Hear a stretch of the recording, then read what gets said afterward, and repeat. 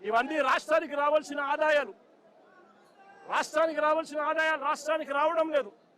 రాష్ట్రానికి రావాల్సిన ఆదాయాలు పక్కదోవలో చంద్రబాబు నాయుడు గారికింత, ఎమ్మెల్యేకింత, వారి మాఫియా సైన్యానికింత అని చెప్పి లూటీ పద్ధతిలో పంచుకుంటా ఉన్నారు. బెల్ట్ షాపులు అమ్ముతున్నారు.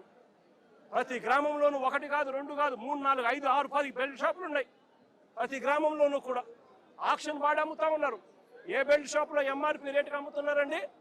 ప్రతి బెల్ట్ షాప్లోని ఎంఆర్పి రేటు కన్నా 20 రూపాయలకి ఎక్కువగా అమ్ముతున్నారు. ప్రతి బెల్ట్ షాప్, ప్రతి పర్మిట్ రూమ్లో, ఏ పర్మిట్ రూమ్లో అంటే ఎంఆర్పి రేటుకి అమ్ముతున్నారు. పర్మిట్ రూమ్లో ఇల్లీగల్. పర్మిట్ రూమ్లో వేసేది పెగ్గుల్లో వేస్తా ఉన్నారు. పెగ్గుల్లో వేసి ఏకంగా బాటిల్ పైన 30 రూపాయలు అధికంగా వసూలు చేస్తూ ఉన్నారు. ఆ డబ్బులు గవర్నమెంట్కి రాకోకుండా వీళ్ళ జోబీలు లేకపోతా ఉంది.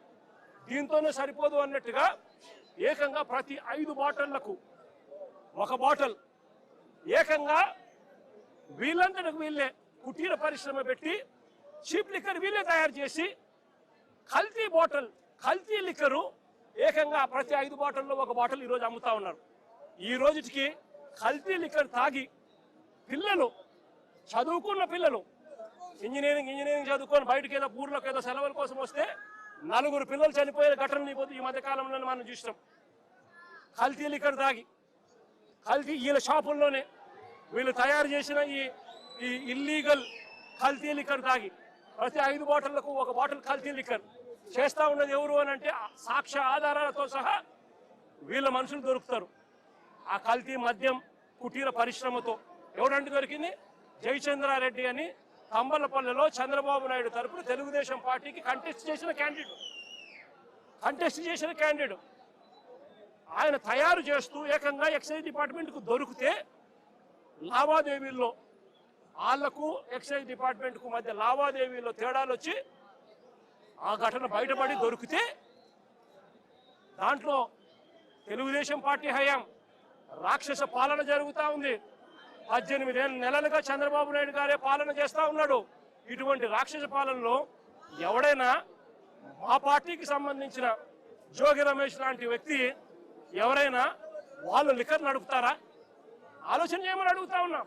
చంద్రబాబు నాయుడు గారు జోగి రమేష్ మీద కేసు పెడతాడు.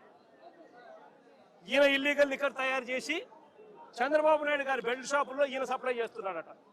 బెల్ట్ షాపులు ఆయనై, సప్లై చేసే మనుషులు ఆయనై, తయారు చేసే మనిషి, బెల్ట్ షాపులు ఆయనై, అమ్మేది ఆయన మనుషులు. మరి జోగి రమేష్ ఎలా చేస్తాడండి? ఆయన మీద కూడా ఇలాంటిదే తప్పుడు కేసు పెట్టి ఏకంగా జైలుకు పంపించిన కేసు. ఇలా ప్రతి ఒక్కరిని కూడా ఆయనే తప్పు చేస్తాడు, ఆయనే అబద్ధాలు ఆడతాడు, ఆయనే అన్యాయం చేస్తాడు. ఆయనను ఎవరైనా ప్రశ్నిస్తే ఆయన మీద తిరిగి దొంగ ఆధారాలతో దొంగ సాక్ష్యాలు క్రియేట్ చేసి వాళ్ళ మీద తిరిగి కేసులు పెట్టే కార్యక్రమం ఈ జంగల్ రాజులో జరుగుతూ ఉంది. ఈ జంగల్ రాజులో పరాకాష్ట నిన్న అంబటి రాంబాబు అన్న జరిగిన విషయము, జోగి రమేష్ ఇంట్లో దాడి విషయము, అదే రకంగా రజనమ్మ మీద అటాక్ విషయము, అదేవిధంగా బ్రహ్మనాయుడు అన్న విషయము, కాకాని గోవర్ధన్ అన్న విషయము, ఇవన్నీ కూడా నిజంగా పరాకాష్ఠకు చేరిన విషయాలు. అన్నిటికన్నా ఆశ్చర్యం ఇంకోటి ఏంటో తెలుసా? ఒక మంత్రిని, అంబటి రాంబాబు అన్న ఒక మంత్రి, కాపు కులంలో నిజంగా గర్వంగా చెప్తా ఉన్నా నేను, ఒక టైగర్ అని కూడా చెప్తా నేను. గొప్పగా బ్రతికినాడు, గొప్పగా ఒక వాల్యూ ఉన్న వ్యక్తి, ఒక విలువలున్న వ్యక్తి అని కూడా నేను గట్టిగా చెప్తాను. అలాంటి వ్యక్తిని ఆశ్చర్యం కలిగించే విషయం ఏంటంటే తప్పుడు కేసులో ఇల్లీగల్గా ఆయన్ని అరెస్ట్ చేయడమే కాకుండా స్టేషన్లో ఈ నల్లపాడు సిఐ వంశీ అట, పట్టాభిపురం సిఐ ఇంకొకడు వెంకటేశ్వర్లు అంట, వీళ్ళు అంబటి రాంబాబు అన్నను ఫిజికల్గా కొట్టడం జరిగింది. ఫిజికల్గా ఒక మంత్రిని కొట్టడం, అబ్యూస్ చేయడం. నిజంగా ఏం ప్రజాస్వామ్యంలో ఉన్నామా లేదా అని ఆలోచన చేయమని అడుగుతా ఉన్నా నేను. ఎల్లకాలం ఈ ప్రభుత్వం ఉండదు. దాదాపుగా 200 మంది సిఐలు, ఎస్ఐలు, డిఎస్పీలు ఇటువంటి వాళ్ళు విఆర్లో ఉన్నారు. మీ ప్రభుత్వంలో మీరు వీళ్ళందరినీ కూడా పక్కన పెట్టిన పరిస్థితిలో వాళ్ళంతా ఉన్నారు. కేవలం మీకు సంబంధించిన వాళ్ళని కొంతమందిని మాత్రమే సిఐలుగా వేసుకున్నారు. కొంతమందిని మాత్రమే మీకు సంబంధించిన వాళ్ళని డిఎస్పీలను వేసుకున్నారు, డిఐజీలను మీ వాళ్ళని వేసుకున్నారు, ఎస్పీలు గత్యంతరం లేక మీకు ఊడిగం కాస్తా ఉన్నారు.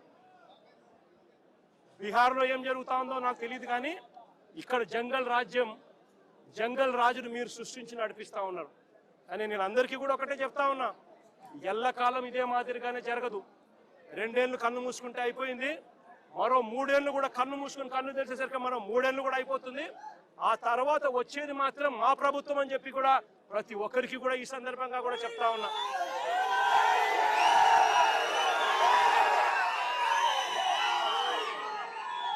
చంద్రబాబు నాయుడు గారికి చెప్తా ఉన్నాను, ఆయన కొడుకు చెప్తా ఉన్నాను, ఆయనకు కొమ్ము కాస్తా ఉన్నా ఆయన పార్టీ ఇతర పార్టీ నాయకులకు చెప్తా ఉన్నాను, ఆయనకు కొమ్ము కాస్తా ఉన్నా ఇలాంటి పోలీసు అధికారులకు కూడా చెప్తా ఉన్నాను. ఎల్లకాలం ఇలా అన్యాయం చేస్తా ఉంటే మాత్రం ఎప్పుడు కూడా దేవుడు చూస్తూ ఊరుకోవడానికి మాత్రం గుర్తుపెట్టుకోండి. ఖచ్చితంగా మీకు మొట్టికాయలు పడతాయి. రేపు పొద్దున మా ప్రభుత్వం వచ్చిన తర్వాత వీటి అన్నిటి మీద కూడా ఎంక్వైరీలు వేస్తాము, వడ్డీతో సహా చెల్లిస్తారు అని కూడా ఈ సందర్భంగా అందరికీ కూడా చెప్తా ఉన్నాం. అందరినీ కూడా బోన్లలో నిలబెడతాము, సాక్ష్యాలు ఆధారాలతో సహా యూనిఫామ్లు ఒక్కొక్కరికి కూడా ఇప్పించి వీళ్ళందరితో పాటు ఈ కాన్స్పిరసీలో భాగమైన ఇతర రాజకీయ నాయకులు ఎవరెవరైతే చేసినారో వాళ్ళందరినీ కూడా ఒక్కలో పెట్టి న్యాయం జరిగేట్టుగా వడ్డీతో సహా వీళ్ళంతా కూడా చెల్లించే పరిస్థితి కూడా వస్తుందని కూడా ఈ సందర్భంగా ప్రతి ఒక్కరికి కూడా హెచ్చరిస్తా ఉన్నా. జరుగుతూ ఉన్నది విషపూరిత విత్తనాలు నాటుతా ఉన్నారు. దయచేసి ఈ విషపూరిత విత్తనాలు నాటడం ఇప్పటికైనా ఆపండి. ఇది గన ఆపకపోతే గన రేపొద్దున ఈ విషపూరిత విత్తనాలు మీరొక్కరికే మీకు మాత్రమే వర్తిస్తాయని అనుకోవకండి. ఈ రోజు వైఎస్ఆర్సీపీకి సంబంధించిన ప్రతి గ్రామ స్థాయిలో కూడా ప్రతి కార్యకర్త కూడా దెబ్బతినున్నాడు, ప్రతి నాయకుడు దెబ్బతినున్నాడు. మీరు చేస్తా ఉన్న అన్యాయానికి వీళ్ళంతా కూడా దెబ్బతిని ఉన్నారు. వీళ్ళంతా రేపొద్దున మా ప్రభుత్వం వచ్చినప్పుడు వీళ్ళంతా కూడా మీ విషపూరిత విత్తనాలు ఆ రోజు పెద్ద చెట్లు అయినప్పుడు వీళ్ళు కన్నా స్పందిస్తున్నప్పుడు మీకేం జరుగుతుంది అని కూడా ఆలోచన చేసుకోమని చెప్పి చంద్రబాబు నాయుడు గారిని గట్టిగా హెచ్చరిస్తా ఉన్నా. ఇప్పటికైనా బుద్ధి జ్ఞానం తెచ్చుకోండి, దేవుడు అంటే భయము భక్తి తెచ్చుకోండి. దేవుడు అంటే భయము భక్తితో బుద్ధి జ్ఞానంతో మంచి పరిపాలన ఇచ్చి ప్రజలకు మేలు చేసి వాళ్ళ గుండెల్లో స్థానం సంపాదించుకునే కార్యక్రమం చంద్రబాబు నాయుడు గారు చేయాలి. చేతనైతే సూపర్ 6లు సూపర్ 7లు ఇటువంటి అన్ని కూడా అబద్ధాలు చెప్పకుండా మోసం చేయకుండా ప్రజలకు మంచి చేసి ఇచ్చే కార్యక్రమం చేయండి. మీ పుణ్యాన అని చెప్పి నిర్వీర్యమైపోయిన స్కూళ్లను బాగు చేయండి.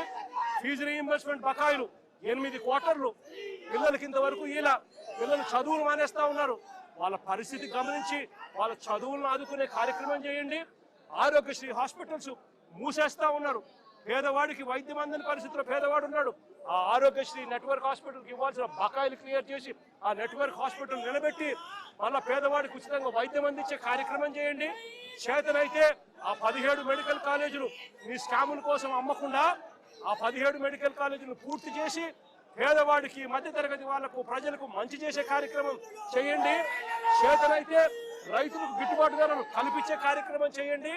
చేతనైతే రైతులకు నువ్వు ఇస్తావన్నా ఇప్పటికే అన్నదాత సుఖీభవ 40,000 ఇస్తానన్నావు, కేవలం 10,000 ఇచ్చావు, 30,000 ఎగరగొట్టావు. ఆ 30,000 ఇచ్చి రైతులకు గిట్టుబాటు ధరలు ఇచ్చే కార్యక్రమం కూడా ఖచ్చితంగా జరిగించే కార్యక్రమాలు కూడా వ్యవసాయాన్ని చక్కబెట్టి ఖచ్చితంగా జరిగించే కార్యక్రమం మీద ధ్యాస పెట్టండి. ఇవేవి కూడా ధ్యాస లేదు, మన్ను లేదు, పాడు లేదు.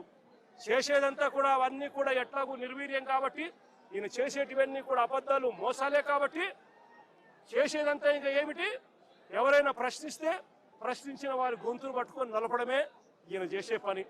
ఈయనకు వత్తాసు పలుకుతా ఉన్న కొంతమంది తొత్తులు లాంటి పోలీసులు, కొంతమంది తొత్తులు లాంటి అధికారులు ఈయనకు తోడుగా ఉండి నడిపిస్తా ఉన్న పని. అందరికీ ఇక్కడ జ్ఞానోదయం రావాలని చెప్పి కోరుకుంటా ఉన్నాను. ఇలాంటివి జరిగితే మాత్రం చూస్తూ ఊరుకునే కార్యక్రమం ఖచ్చితంగా ఉండదు, ఖచ్చితంగా స్పందన కూడా ఉంటుందని కూడా ఈ సందర్భంగా ఖచ్చితంగా చెప్తా ఉన్నాము. ఇలాంటి ఘటనలు జరిగితే రేపొద్దున రాష్ట్ర వ్యాప్తంగా కూడా బంధు పిలుపులు కూడా ఇచ్చే కార్యక్రమాన్ని కూడా వెనకడుగు వేయము, ఇంకా అడుగులు వేగంగా కూడా పడతాయి. ఇలాంటివి కన్నా ఆగకపోతే మాత్రం చంద్రబాబు నాయుడు గారిని గట్టిగా వార్నింగ్ ఇస్తూ చెప్తా ఉన్నాము. ఇష్యూస్ పెద్ద అవుతాయి, ఢిల్లీ లెవెల్లో కూడా NHRCకి కూడా రిపోర్ట్ కూడా కంప్లైంట్ కూడా ఇచ్చే కార్యక్రమం చేస్తూ ఉన్నాము. కోర్టుల తలుపులు తడతాము. సుప్రీంకోర్టులలో కూడా జరుగుతూ ఉన్న అన్యాయం గురించి కూడా చెప్పే కార్యక్రమం చేస్తాము. అన్ని రకాలుగా పోరాటాలు జరుగుతూనే ఉంటాయి.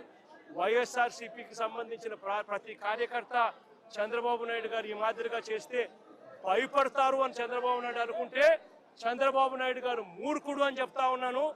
బంతి ఎంత బలంగా నేలకేసి కొడితే బంతి అంత బలంగా 4 ఇంతల వేగంతో పైకి లేస్తుంది అన్నట్టుగా వైఎస్ఆర్ కాంగ్రెస్ పార్టీ కార్యకర్తలు 4 ఇంతల వేగంతో ఇంకా రెచ్చిపోయి చంద్రబాబు నాయుడు గారి ప్రభుత్వాన్ని కూపటి వేలతో సహా పెకిలించి వేసే కార్యక్రమం కూడా జరుగుతుందని కూడా ఈ సందర్భంగా గట్టిగా చెప్తా ఉన్నాను.